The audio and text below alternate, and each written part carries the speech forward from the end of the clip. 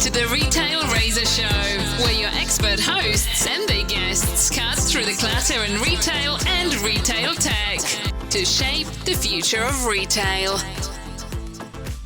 Hello and welcome to Season 3, Episode 17 of the Retail Razor Show. I'm your host, Ricardo Belmar. And I'm your co-host, Casey Golden. Welcome to Retail's favorite podcast for product junkies, commerce technologists, and everyone else in retail and retail tech alike. Casey, I have a question for you. That never ends well. Exactly. Let me just get to the question. Have you started getting ready for NRF 2024 this January? I didn't really have much of a choice. Friday's already booked for the both of us. That's right. For the VIP Awards Gala, where Retail Razor Show has been nominated for the Retail Voice Award 2 times in a row. And I was pleasantly surprised to see that LuxLock has been nominated in the Best Breakthrough Technology category. I'm looking forward to having all of us retail junkies in the same room to start the new year off. Absolutely. And for everybody listening, if you have not yet voted for the VIP awards yet, please think about voting for Retail Razor and LuxLock. We will have all the links you need in the show notes to make sure you get your votes in. So don't wait for that. So I have been in NRF mode for, I don't know, at least I'm going to say a month now and planning Microsoft with all our partners. Honestly, if we thought the 2023 NRF was a big return to normal post-pandemic mode, then I just think we're going to end up blowing that away in 2024 this next NRF. Yeah, it sounds like you're saying NRF is probably going to be quite overwhelming for even seasoned NRF attendees, let alone a newbie at the show. Maybe we can do something about that. Help a newbie out. I think we've all been them. I think it takes, 3 or 4 years to maybe not be considered a newbie.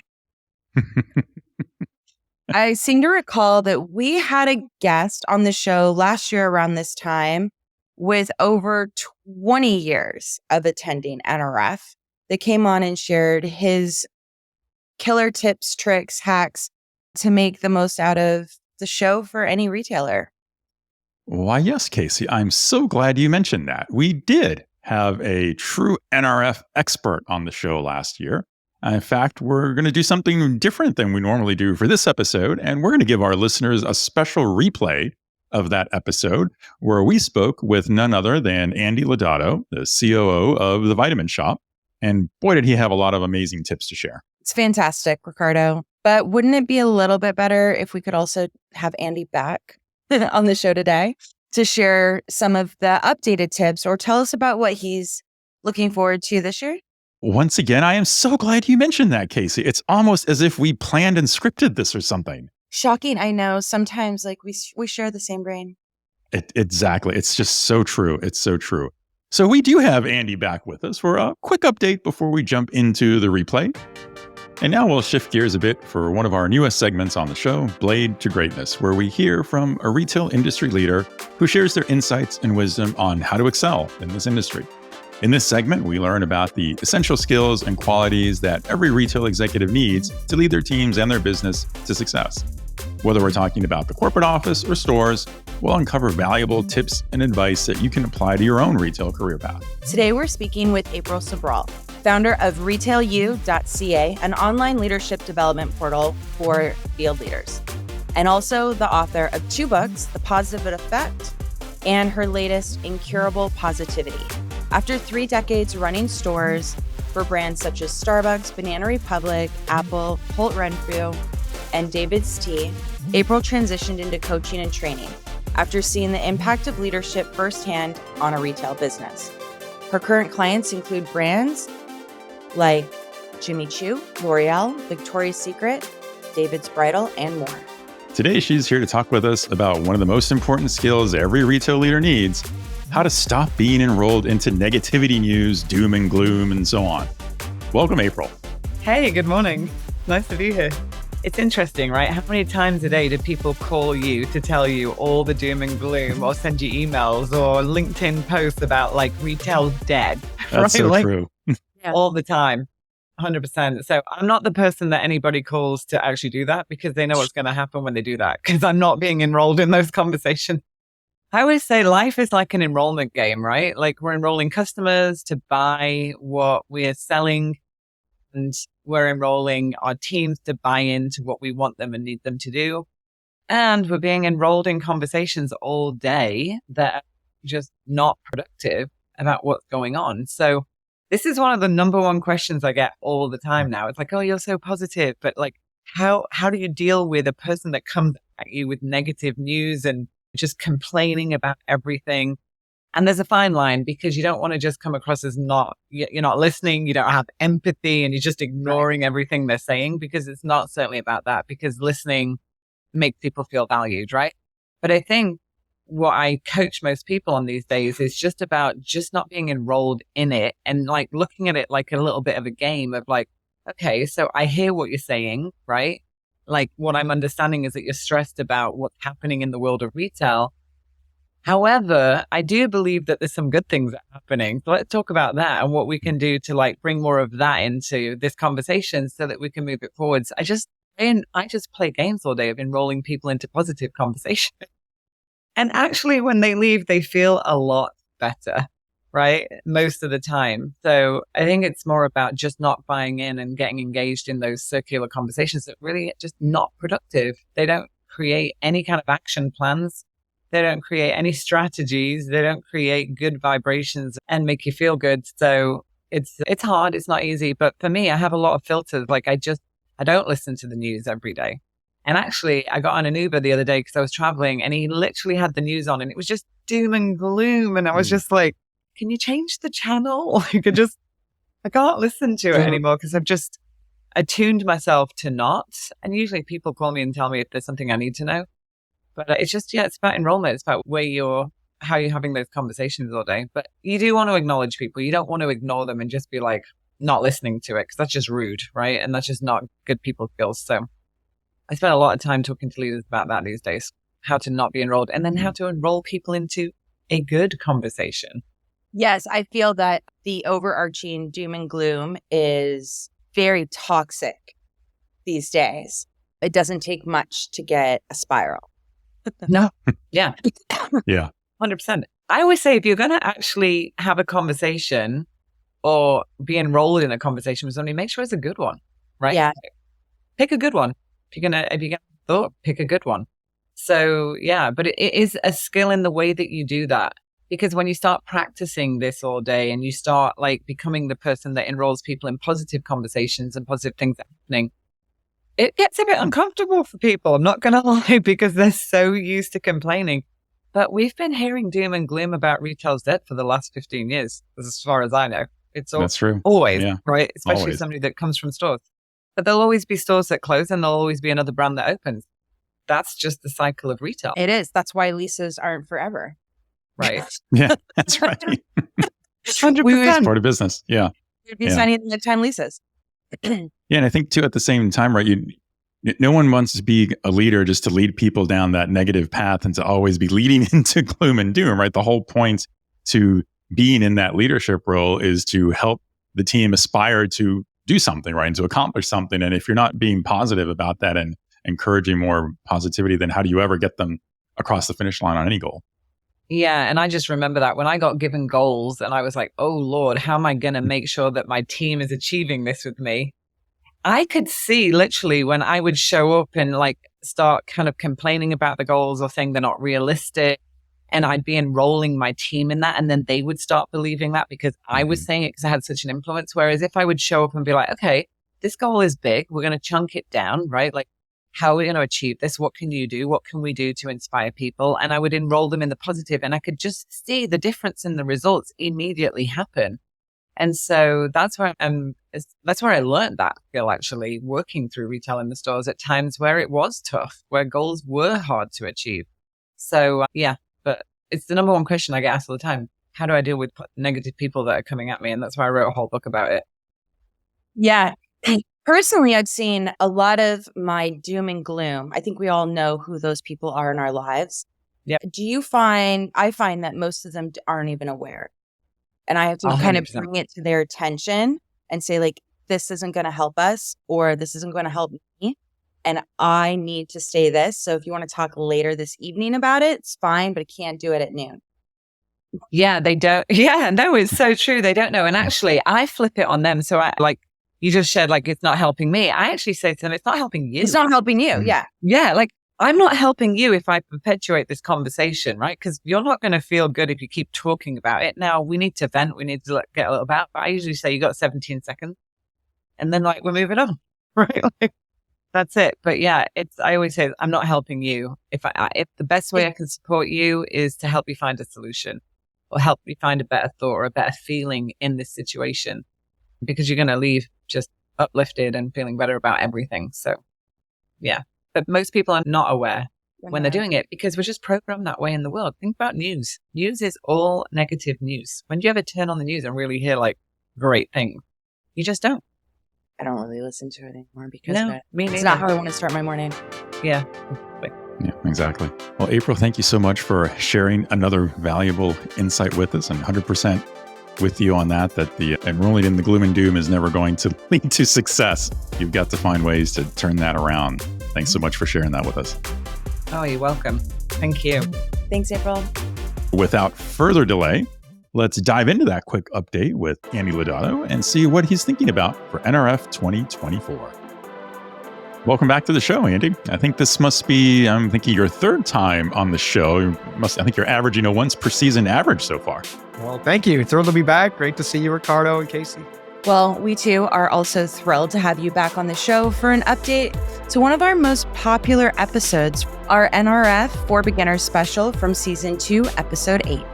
So last time you were here, Andy, you talked through some really amazing tips for getting through NRF, making the most of it as an attendee, especially for those who are new and or have never been to an NRF before. I have a few highlights that are some of my favorites, just a list for you. So I think the number one thing was have a plan, whether it was planning for your meetings, what you want to see on the show floor, sessions, just about everything.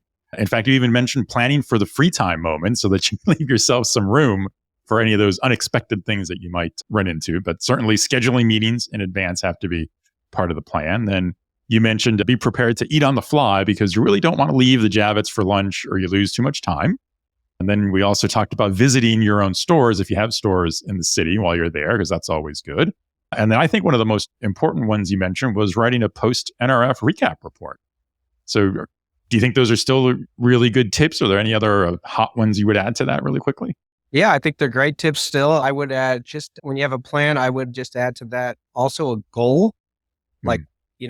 If these things happen, I'm successful. So maybe that you're looking for a new software to build some relationships, or you're looking to sell software to make some partners, but really understand your goal and realize that it's very expensive to attend this event. I mean, if you're flying to New York City, staying in expensive hotels, 3, 4, 5 days, either your own money or your company's money, it's thousands of dollars to be part of it. So I'm just justifying the investment, especially if the economy is a little tougher.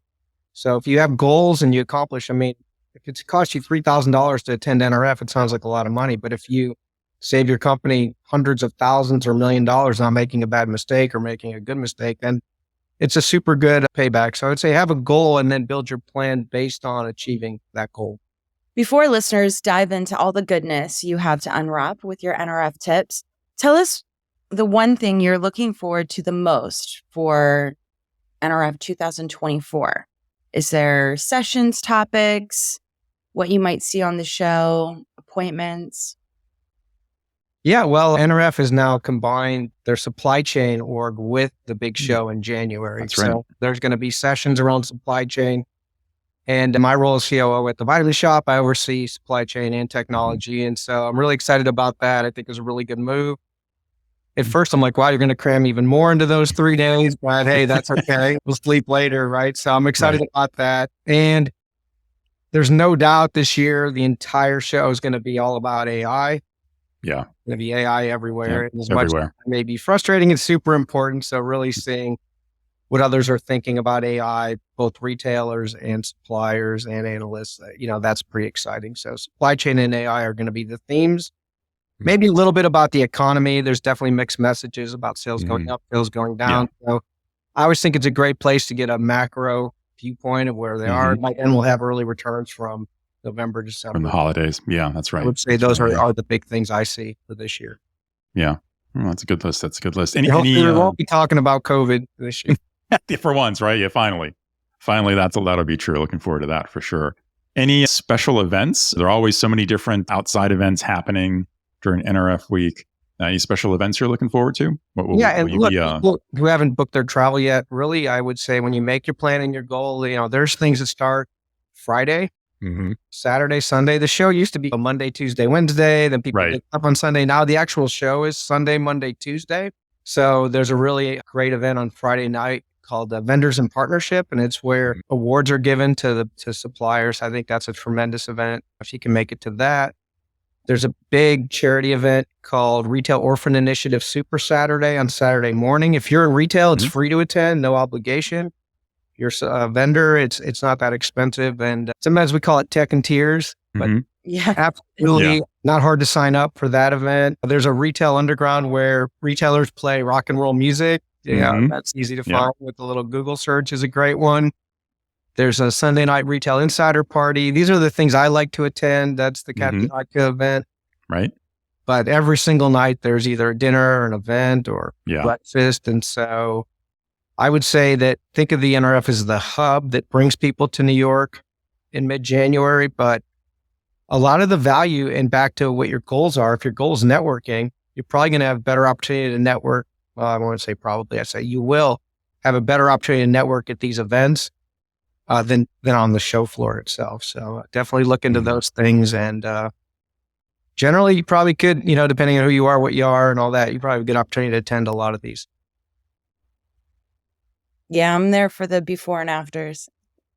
Absolutely. Absolutely. I think those tend to be some of the best things happening during NRF or all these outside events. Yeah. And if you're still in town on Wednesday, then you can have kind of a relaxing coffee with a friend or something. That's right. Yeah. I always include that Wednesday in my plan. So we're talking about flying Friday morning and staying till Thursday or Wednesday. Or at least end of the day Wednesday. Yeah, it's not a short trip. No, I think sure. That's a good plan. And I think it also really just helps spread it out a little bit. A lot of people forget New York energy can be completely exhausting to somebody who is not here day in and day out. Yeah, exactly. Anything that you've learned last NRF that made you think, wow, that's pretty new, or I like that, hadn't thought of it, that you'd add to your list of tips for 2024? Yeah, I think this, I actually have to go back and count, but I think this will be my 20th or 21st NRF. And there's always was the what's I was looking for, I need this software or that. But last year, I spent a lot more time with people, both asking them and them asking me about the whys. And there's a lot of philosophy about whether you're going to go with composable commerce or a platform or this. And the answer is different for every company. So there's not a right or wrong answer for these things. But I think really when you're talking to people in person, especially now that we're on video all the time, really drilling in with people about their philosophy towards these approaches and the why and why it makes sense for them or their company. I think that's a big thing that's really hit me is spending time. If someone chose to go with technology A or process B, then drilling into what was the thinking behind that. And I feel like that will not just line up 3 different platforms, do an RFP and check off features, but really understand as our HR person, say the why behind the what. So that would be the bigger thing. Yeah, I love that. The why behind the what. I think that's a great point because there is so much that you can find at NRF. And I think to your earlier point, even if you have a goal around what is it that you want to learn the most about, you should also be paying attention to not just, like you said, the what, but that why behind the what and why you want to make that choice or why you might not want to make that choice. And it can be different for everybody. I think that's it probably is. That's why there are so many choices, right? That's why there's so many choices. Exactly. Yeah. It won't be the same answer for everybody. No doubt. Well, let's take this moment and dive into the special replay of our NRF for Beginners episode with Andy Laudato, COO of The Vitamin Shoppe and long-time NRF attendee.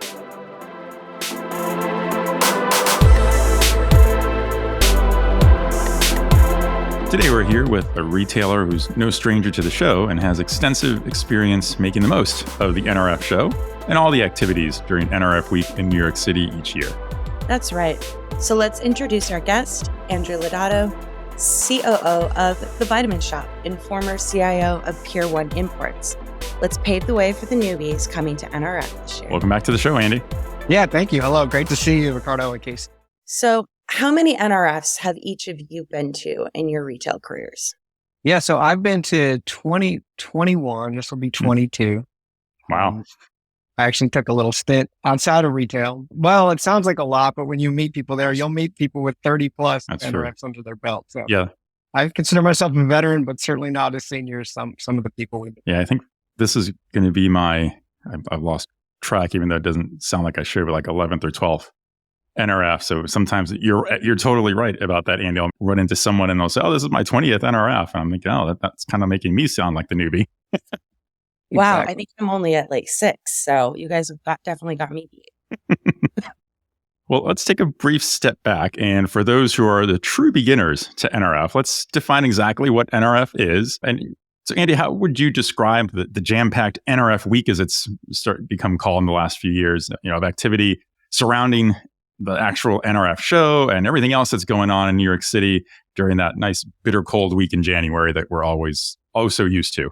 Yeah, so we all call it NRF or NRF Week, but actually NRF stands for the National Retail Federation, and it's a retail advocacy and lobby organization. So most retailers are members of the National Retail Federation, and every year the NRF puts on several shows, conferences, events around different disciplines, technology, supply chain, digital, store ops. But in New York, once a year, they have what they call the Big Show. And so we just call it the NRF, but it's the Big Show. I don't know if this is true, but the story is 100 plus years ago, retailers, all got together in New York City and said, "How'd we do over the holidays?"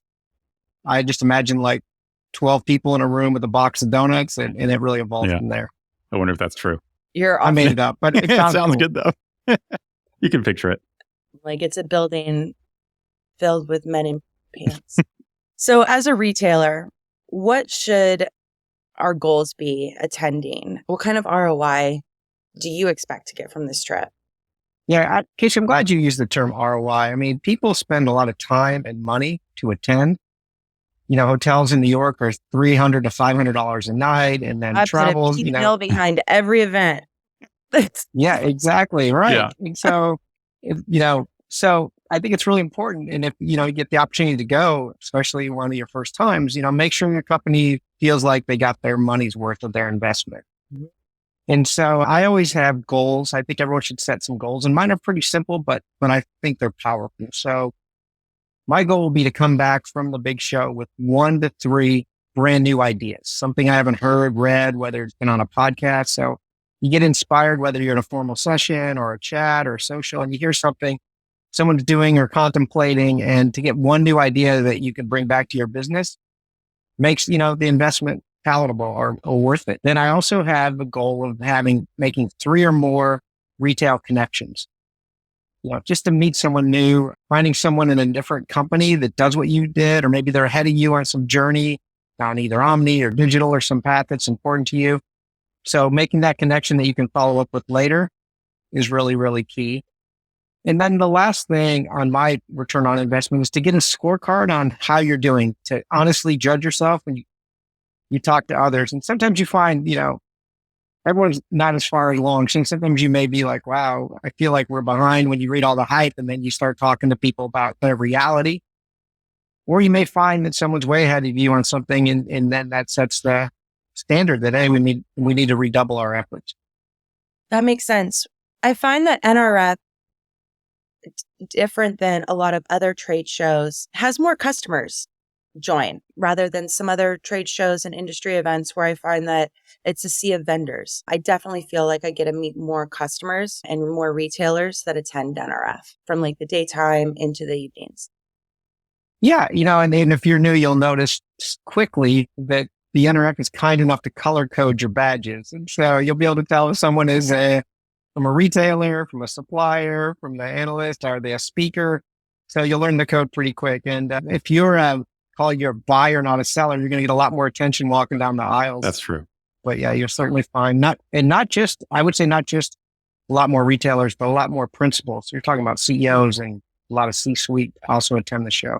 Yeah, that's true. That's true. I'm curious about one thing you just said there a minute ago, Andy, about seeing how far along you are. I'm curious, is when you're thinking about that, are you in a way trying to gauge and compare where you're at versus what all the industry hype might be before you get to the show, and kind of, are you trying to see if while you're there at the show, can I level set around that hype? Is it really hype, or is there something real there that maybe you are doing and you don't feel like you're far off along, or maybe there are things that you haven't been able to figure out if you should be doing, but you keep hearing all this hype and you get to the show and you're trying to validate that? Yeah, you hear the hype and you try to validate it, right? So I'll make something up because this has been going on since my first NRF to talk about RFID. Yeah. It's going to change the world and talk about that. And, you open up the press and people are like, oh, we solved all our inventory woes with that RFID. So you sit down with people and talk about what did it take? How was it? Was it really worth it? And you kind of get that honest. And if you meet with 25 people and ask them all about the same question, you really get a better feel than just reading the article. What about the sessions at NRF? Do you go to the sessions that are there? And if you do, how do you decide which ones are worth your time to go to? And I guess the sort of second part to that is, for this coming NRF, are there any sessions you're particularly interested in? Yeah, so I think the sessions are extremely important. I think it's easy to not go because you end up getting all these invitations before, and the expo booth is, for a retailer, you can pretty much get in for free. That's not that difficult, but I think they're extremely important. So for me, it's the keynotes, because ultimately every NRF ends up with a feel to it or a theme. And, I have some theories on what I think the theme will end up being this year. And I think it'll be around, your business in a tough economy. But I don't know. We'll see. And I think getting to some sessions are important. The sessions that I like to attend are really about call it the bleeding edge stuff. I'll do a little plug. I'm the moderator of a session on digital twins on Sunday afternoon. So I'm super excited about that topic, and I know very little about it. So, I'm going to learn a lot being the moderator of that. So those are the kind of sessions I like. And then anyone who's done something you're trying to do. So for example, we're at the Vitamin Shop. We just last year rolled out buy online, store ships, boss. So any session on those, we were eager to get to because we heard, some learnings we can have from others. What would you, as a retailer, what kind of advice would you give to a technology vendor that's going for the first time? Because so we're there for you, right? So right. I think the NRF Big Show is the most amazing place to meet people for the first time and get started. So my advice would be to try to have your meetings just about have some coffee and get to know someone. I don't think you should try to demo in detail. It's loud, it's noisy, there's interruptions. It's a horrible place to sit down and spend 45 minutes going through a new AI-driven planning system, right? People aren't going to be able to focus. So I think for technology vendors, make plans up front of who you want to meet with, reach out and make the meetings really as casual as you're comfortable doing. And it may not feel worthwhile, but I think that's more worthwhile than trying to, no one shows up at the NRF Big Show with their checkbook, right? We're not shopping. Right.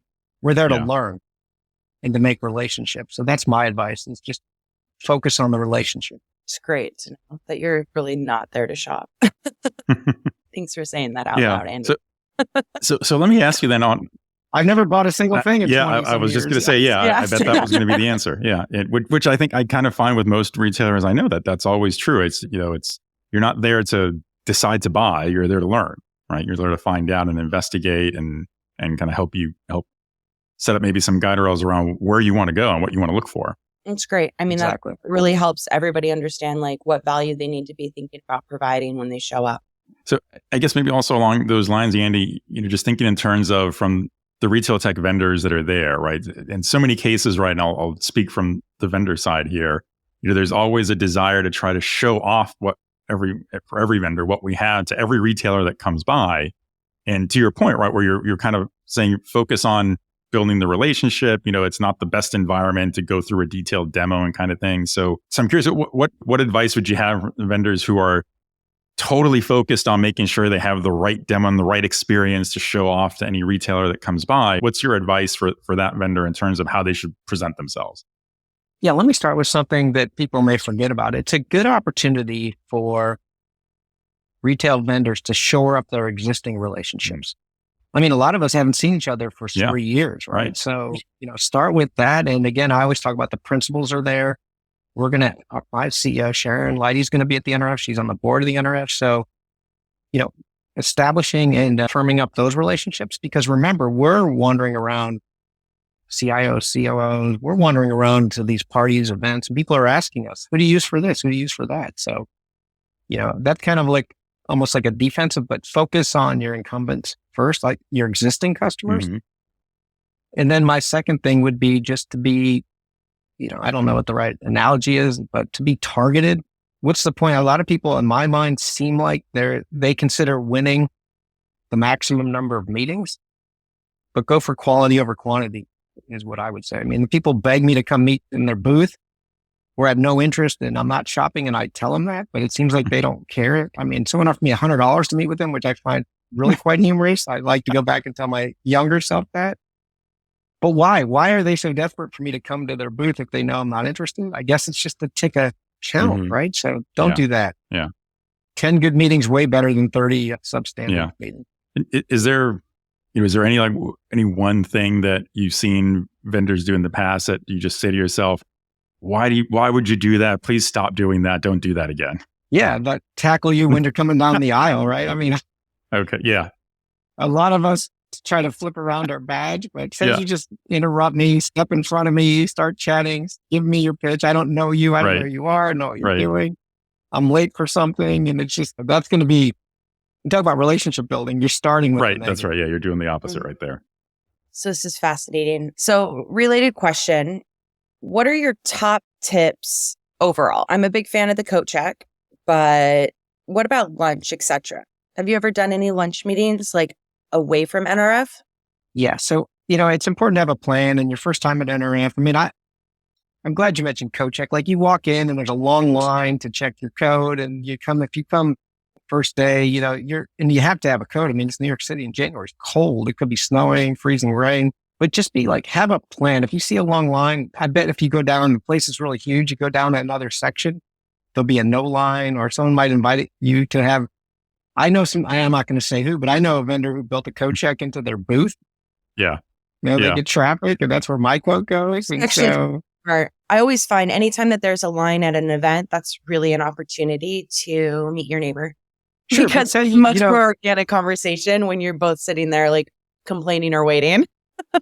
Absolutely. The line in Starbucks, and I agree. And that's when they talk about having a goal of making, at least 3 new relationships. Yeah.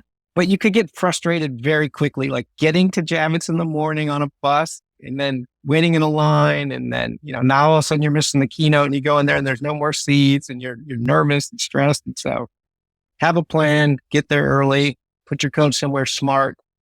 Remember where you put it. The lunch at Javits is really almost inedible. It's horrible and expensive. And so I don't recommend at all leaving the Javits Center. All right, so well, we sell plenty of healthy protein bars at the vitamin shop or on the floor. These booths are going to have popcorn and candy, but I would definitely plan on eating on the fly. The reason I say don't leave is that now you got to get your code again, and then you're going to go somewhere. And if it's a sit down restaurant, that takes time. So you're talking about an hour and a half minimum, right, to leave the grounds for lunch. So I wouldn't recommend that. But yeah, I would say have a plan for all these things and don't be frustrated. And if you want to get your badge early, like you can sometimes get your badge at the hotel, right, and satellite places. So that's a nice little trick. If not, if you come in a day before, you can get it the day before. They may even have ways you can print it. Read the instructions. They're not a lot, but sometimes like you need your ID or you need this or that, or I don't know what they're going to do with COVID, but just read the instructions, be ready, and take the stress out by having a plan for these things. So on that topic of scheduling meetings, for example, so good tip you mentioned, don't try to leave in the middle of the day from Javits and then expect to come back. What do you do around meetings? For example, do you try to avoid having too many meetings in a row? Because I know I've always found like the biggest challenge is Javits is bigger than you think it is. So just trying to get from one meeting to another can be tricky sometimes, especially if you're trying to go between floors. And you got to leave yourself enough time. But do you have a strategy for how you look at scheduling meetings on your calendar while you're there? Yeah. So not only is it really, really big, you got the people stopping you, like I mentioned earlier, right? So you got the gauntlet to try to get to your meeting. And so plan your meetings with a map. And so they'll lay out where the booths are. And if you have, you want to meet with, say, 6 people on one of the days. So what I would do is I would sit down and start with what sessions do you absolutely want to attend and block those out in your calendar. And then you say, okay, who do I absolutely want to meet with? Then reach out to them. And I've already done a lot of this. I mean, you need to be doing this now, right? These things, I laugh when someone will invite me to dinner like the day before and I laugh because it's been booked forever, right? So, and then lay out the meetings kind of like from, Javits is numbered from 0 to whatever, 10,000. So either go left to right or right to left and be smart about it and just plan it. And if you can, it's a big puzzle because they also have to be available, but plan your meetings. And then you will encounter something that you want to see at the Javits that you don't know about before you go. So there's some balance. You want to leave some free time, maybe at the end of the day to say, oh, wow, I met this person in the line at the coat check and I want to go by and meet them. So leave some time for that as well. What about some of the other big attractions during that week? Are all of these other ancillary events that are happening? Casey mentioned it, right? All the things in the celebrations, the dinners, everything happening all around the city outside of the Javits and outside of the show. I would even say some of my favorite things that happen at NRF are those extra events. I think Casey would probably say the same thing. That's why you go to those too. And then some are vendor-led, some are vendor-sponsored, some are not really led in any way by a vendor. They have a different purpose. What are your goals and expectations around how you approach those events? Yeah. So for a lot of people, for me, I usually never even came to New York City other than the NRF. So if you want to see New York City, New York City is an amazing place. So you could maybe plan some of your own time. One thing that may fascinate people, like you may pick a night and only go have dinner with your coworkers. I know you'd have to pay, your company will have to pay, or you have to pay yourself, but something you don't probably normally do back home is spend some time. So everything doesn't have to be, and you don't have to be on, and you don't have to be hearing a pitch. So that's something that we did all the time after one. We'd pick a night and just have dinner with all of our coworkers that came to the show. I think the more people that attend a dinner, the longer it takes. And I actually have some math formula. I had like 7 minutes for every attendee to my dinner. So when you start to get into these, number one thing I ask is how many people are going to be there. So, if it's a 30-person dinner in a big room, you're looking at 3+ hours. Mm-hmm. I try to avoid those. I'd rather kind of bop from, call it a happy hour and a happy hour kind of event where I can meet people and have one-on-one conversations. I know I keep talking about not eating, but there's plenty you're going to eat. Right? Yeah. Your bars and the popcorn and the treats. And then there's going to be at these happy hours, we'll call them happy hours or cocktail. There's going to be plenty of hors d'oeuvres and, kind of stay on the fly is what I like to do. Maybe pick out that one night for a team meeting and then bop from event to event. There's one vendor, and I'm not going to say who it is, but it's usually probably around like 11 o'clock at every trade show. They're like my before lunch stop because they have like this whole entire booth made out of jelly bellies. Yeah. I'm like, it's just great. I have a fun NRF story. So years ago, I was talking to someone at a booth and they ordered out sub sandwiches. And they were delicious because New York, you can find amazing delis. And then it became a thing. So the next year, I'm like, hey, you guys going to do that again? And they actually got to where they were bringing in hundreds of sandwiches and they reorganized their booth. Well, the NRF got angry because they want to make money, or the Javits Center got angry because there's rules and unions. And so they shut it down. But I had a good thing going for a few years there. And so did they, because they had the lunch booth going. So. Yeah. I mean, I find when you offer food at any trade show, even, when I was on the fashion side going to market, feed people with good food and they'll stick around and come back. Great. All right. So we also have to recognize that if you're new to NRF, you also might be new to the city. And New York City is one of the most, it's like the pure definition of a city. And I'd argue the best city in the world. I haven't been to them all, but I would argue it. I mean, granted, I just went to a couple of really beautiful cities last week, but there's nothing like New York. But it can be definitely overwhelming for a lot of new people, especially new people coming into, there's a lot of people that have new jobs, right? And this is their first time to NRF, first time in New York City. Where would you suggest a beginner to stay or how to get around? Something that they must see just because they're in New York City for the first time. Yeah, so let me go back. First of all, it's about getting here, right? So there are 3 airports. There's the LaGuardia Airport, which most people think is where they need to fly, but there's also JFK, which is a little more of a hassle, but you may save hundreds of dollars or get a more convenient time. Mm-hmm. And then there's the Newark Airport, and don't sleep on Newark. It's just as close to Manhattan I is always find you. LaGuardia. Yeah. So there you go. And, so there's 3 choices for airports. Once you get to the airport, you got to get to the city. The biggest hack now I take the subway, but I'm not going to recommend the subway from the airport for a beginner. But the biggest hack is the oldest hack. It's cabs. So it used to be you had to take a cab, and then Uber came. But now everyone's taking Uber, so the cabs have no line. And there's an app that turns your cab into an Uber called Curbed, Curbed. You download that app, and there's a number in the back of the cab. You sync it, so you don't have to deal with paying the driver. So my hack at LaGuardia is just to go down and get a cab at the cab stand, no wait, and then all the people fighting over the Ubers in that parking garage deal with that. So that's that. So now we're there. You get into Manhattan. Where to stay? I guess if you're new, stay at one of the sanctioned hotels on the NRF website. Now, back years ago, there was nothing out by Javits. It's out by the water and a rail yard, but now there's Hudson Yards. So you're starting to see more restaurants, hotels out there. But another thing I will say is don't get on the bus to the NRF show. So there's buses from the hotels. It's so easy to take the subway. I know subways are scary, but there's a 7 subway. It's one stop from Times Square. It goes right by Javits. You don't need a card anymore. You just pay with your cell phone or even your Apple Watch. It's a 7 train. And you just take the 7 train west. You get off. There's no other place to get off than the last stop, and you're right there. It's $2.75. And that's my big advice as well. Well, as a transplant New Yorker, it's only 3 avenues. You can always walk it. I always like to remind people that you don't have cars. Just, get your steps in. Well, speaking of walking, whether you're walking to Javits or not, you're going to walk a lot. Oh, yeah. Walk a lot. Yeah. And, you're a woman, so you can talk about shoes, but shoes become an issue if you want to look good. Where you're watching, you'll see how many steps you get in. But even whether you take the bus, the subway, you walk to Javits, once you get there, you're going to walk a lot around. You'll be walking basically for 8 to 10 hours. Yeah. So much walking. So, another interesting thing you brought up when we were ahead of this session, and you were talking about what kind of tips would there be?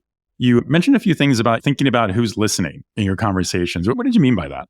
Yeah. So, New York is millions and millions of people live here, but it becomes a real small world in the retail. So you get on a flight, and it seems more often than not, the person next to me is some kind of vendor. And when you're at the bag claim, I've had people come up to me and recognize me from LinkedIn. And so just be careful what you're saying about your company, business, personal. Just assume that, probably rare that it will happen, but it seems to happen a lot to me. So just be careful what you're saying on an airplane, in the cab, as you're going around the city, So especially people start drinking, they get loud and people can overhear. So, I'd be careful about that. It's just about, being professional when you travel, I guess is the simple way you're saying. I've met some of my favorite people and long-term friends from traveling and hitting airports during this time of the year. People who worked at different consulting companies or technology vendors or retailers, literally from a flight delay to, and having a chat, over an unexpected dinner at the airport, or literally just sitting next to them on the flight. So, it's a great opportunity. But yeah, the likelihood of somebody sitting next to you that's going to the same show is very high. Yeah. Now, you could arrange for a ride. I've certainly used the opportunity to arrange for a ride, hey, let's grab a cab to the city together. Yeah. Because, there's 2 of you or 3 of you, and the cab's going to be $65, and that's pretty nice to share. Yeah. And then you got another 45 minutes to chat with your new friend. Yeah. Have you ever visited NRF as a part of a group where the whole company's kind of going? I know you mentioned doing company dinners, but what is that? I've always gone solo. What is that kind of like when you've got a whole bunch of coworkers going together? I think there's a lot of positives. Like I said, you could have the dinner together. You can also divide and conquer. So, hey, I'm going to focus, so sit down with the group and say, who's going to go to what sessions, and then take notes for each other and come back and share what you learned. If you're all there on the same mission, maybe you can all hear something together. If you're all there looking at X, Y, Z category of software, I would say, to my tech friends, the introverts, you have to be careful because with people, say you go to a party, it's a lot easier just to stay with them and talk to them, but don't do that. Force yourself to break out and go make the new connections. And if one of your goals is to make at least 3 new connections, it sounds like, Casey, you have no problem doing that, but there are certainly people that come from more of the, technical side of the house or other places where they're not naturally extroverts. So you got to kind of force yourself to not just hang back with your coworker that you talk to, at least on Zoom every day. Butterfly. So, one trick I tell people is to use the extroverts to your advantage. So say someone meets you at a social event, they can ask you, hey, will you introduce me to another retailer? Mm-hmm. And so they may not just want to walk up, especially if people are in a group. And that's the other thing. If people come in a group and they stay in the group, they're not really approachable. But someone like you would be easily able to bust in. And, So I might say, hey, Casey, I really want to meet people at, I don't know, Coach or Louis Vuitton. And you're like, I know them. Let me introduce you, right? So the introverts can use the extroverts to build their relationship. Yeah, I was very shy growing up. Who would have thought? And I always go and try and find like people who are kind of like being like a wallflower almost. And I'm like, oh, come on in, get into the conversation or come join. Because you never really do know who those people are. But I find that some of the introverts, they're very good operators. Want to know who you are. Because otherwise it's like a whole bunch of a lot of social people. They're usually salespeople. Exactly. That's like, I don't want to talk to another salesperson. Where are some operators around? Keep it interesting. Exactly.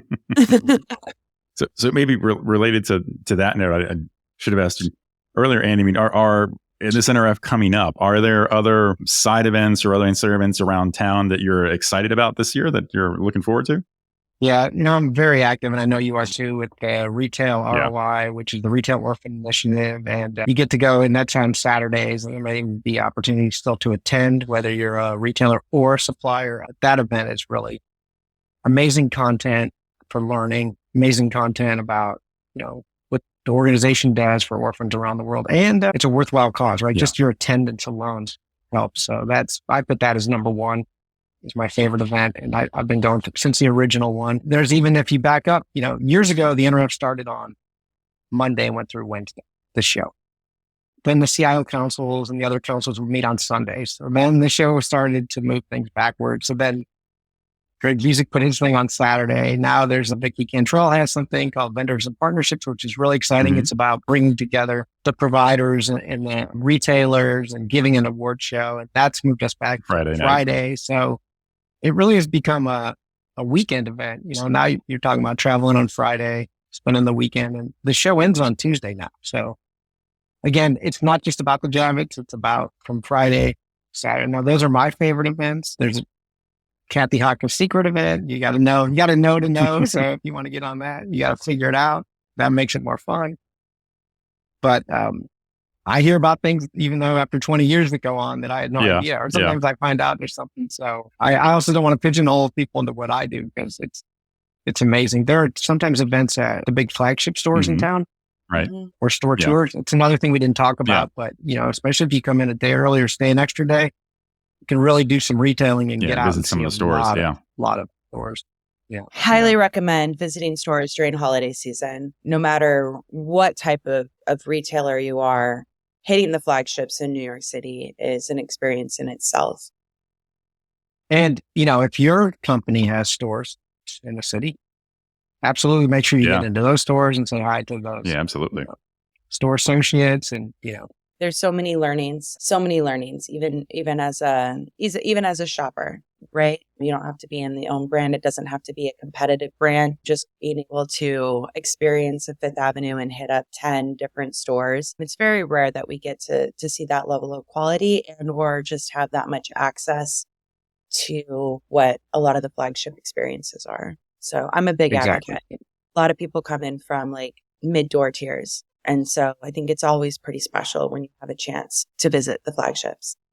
Yeah, I agree with that. I've often done that when I'll stay over on Wednesday, in fact, the day after the show is over, just to do that, just to visit different stores around the city, just to get a chance to see and experience what's new, what's special about those locations with so many flagship stores there and other interesting experiences to compare with. Yeah. So I guess that kind of begs the question, Andy. So we've gone through all these things to do while you're at NRF, all these things to do around NRF. What do you do after the show? You get back home, back to the office. then what do you do? So it may sound nerdy, but I always write a report. So I always use my flight home to read all my notes and summarize what I learned, what I saw. And then I publish it. Well, I used to be on a 4-hour flight. If you're not going to nap, then you can at least do that. But if you don't do it, then you're already behind at work because you've been gone for 4 days, right? So then I just, publish that to the exec team and peers and say, here's what I saw, what I learned. And that's the first thing. And then it's justifying the ROI we talked about up front. So, you have so much fun, you want to make sure you can get to go again. And so you make sure you justify the investment. Maybe then follow-ups. I send thank yous for anything. If you gave me gifts or meetings, I'll do that when I'm back. And then the things that you really want to, you have your one big idea you want to chase. So start scheduling meetings to talk about that back home. So I do have a conference hack for note-taking that I found extremely beneficial is I open up a Slack channel and I invite a few people into my Slack channel and I take notes in Slack and take pictures of the business cards as I get them. And so I'll have an entire Slack channel that the team is actually digesting throughout the day and doing like end of day recaps and then already on it before I even get back. But I do really love it. That's cool. Slack channel because it's mid-thought. I'll just go in there right after I meet somebody and leave notes so I can remember context. More pens and papers for me, but it shares it right with the team immediately. So I've even had people get back to me and say, oh, this person is also friends with this person and they had just left this company. And I literally was still in conversation. I was able to have the extra context. So it is nice to have that Slack channel open with somebody. That's a great hack. I'm so impressed by all of these valuable tips and tricks and recommendations. I don't know where you were when I went to my first NRF. It was very overwhelming for me just because I didn't know who anybody was and how to navigate successfully because there's just so many vendors. But this is just amazing. Is there anything that we've missed? Anything you want to add before we close out, Andy? Yeah, look, you can have some fun too, right? I don't know what's that word, boondoggle, but you're getting to go on a trip and meet some amazing people and see some amazing things. Maybe you did a restaurant you couldn't normally get into or couldn't normally afford. So enjoy yourself, have some fun, right? It's not all work. It should be mostly work, but not all work. Corporate accounts, man, I miss those. Well, Andy, thanks so much for coming back to the show and joining us for this. Just like Casey said, some amazing tips and a really excellent guide to NRF for beginners. I don't know if I can keep track of all of them. I took some notes myself. Like I said at the beginning, this might be my 11th or 12th NRF, but sometimes I still feel like I'm the beginner learning all the best tips and tricks on how to get through the week. All right. Well, I look forward to seeing both of you there. Absolutely. Well, Ricardo, I think that this episode is a wrap. Thank you so much, Andy. You're very welcome.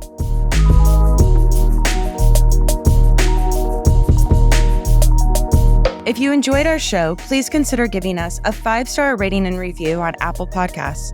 Remember to smash that subscribe button in your favorite podcast player or on YouTube so you don't miss a minute. And if you haven't tried Good Pod's Player yet, give them a spin and follow our show. We recently hit the top of the charts in indie management and marketing podcasts. We love hearing feedback from our Good Pods fans. If you want to know more about what we talked about today, take a look at the show notes for handy links and more deets. I'm your co-host, Casey Golden. And if you'd like to connect with us and share your feedback, follow us and the show on Twitter at KCC Golden, Ricardo_Belmar, and at RetailROI, or find us on LinkedIn. And if you want even more from us, be sure and subscribe to our Substack newsletter for full episode transcripts and bonus content.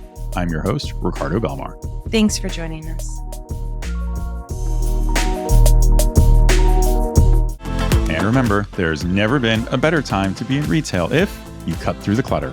Until next time, this is the RetailROI Show.